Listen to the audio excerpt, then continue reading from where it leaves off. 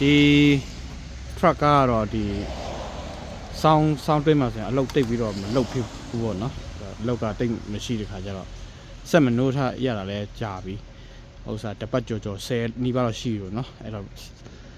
ဆက်နိုးပြီးတော့ဟိုလက်ပေါအောင်ပေါ့နော်ဆက်နိုးပြီးတော့ဟာလုပ်မယ်သူဟာတော့ auto start ဟိုစာရှိတဲ့အတွက်စမ်းကြည့်အောင်ပေါ့နော်စမ်းကြည့်မယ်ပြီးရင်အဲ့စနိုးတဲ့အရေးပြောသွားရပေါ့နော်တောက်ဝီးပဲမစိုးပါဘူးပေါ့နော်ကောင်းတယ်ဘက်ထရီအားလည်းမကုန်ဘူးဒီမှာကြာနေတဲ့ရေခဲပေါ့နော်အဲ့ဒါလိုရှင်းထုတ်ရမှာဖြစ်ပါတယ်ပေါ့နော်လူခင်းတဲ့နေတုံးရဆိုဒီမှာအကုန်လုံးဖုံးပြီးတော့ဟိုဖြစ်နေတာအခုလောလောဆယ်တော့ကုန်သွားပြီပေါ့နော်မိုးရွာလို့ဒါအကုန်လုံးအရေးပြောသွားပြီအပေါ်မှာလည်းနည်းနည်းတော့ကြာနေဒါပေမဲ့အဲ့လောက်မများအောင်ခက်ကြအကုန်လုံးအရေးပြောသွားမယ်တဘောရှိတယ်ပေါ့နော်ဒါရှင်းပေးမယ်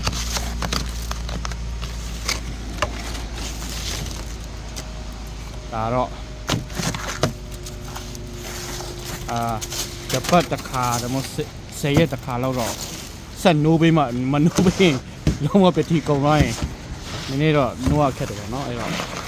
ဒါလေးရှင်းပေးရမှာဟုတ်တယ်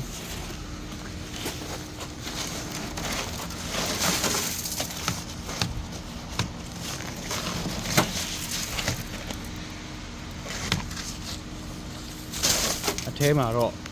hit ဖွင့်ထားရင်တော့အထဲမှာအထဲကဟာတွေတော့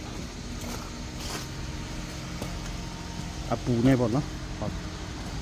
ဟောဖြစ်တော့မယ့်သဘောရှိတယ်ခဏလေးတက်လို့ရှင်းတော့မယ့်သဘောရှိတယ်ပေါ့နော်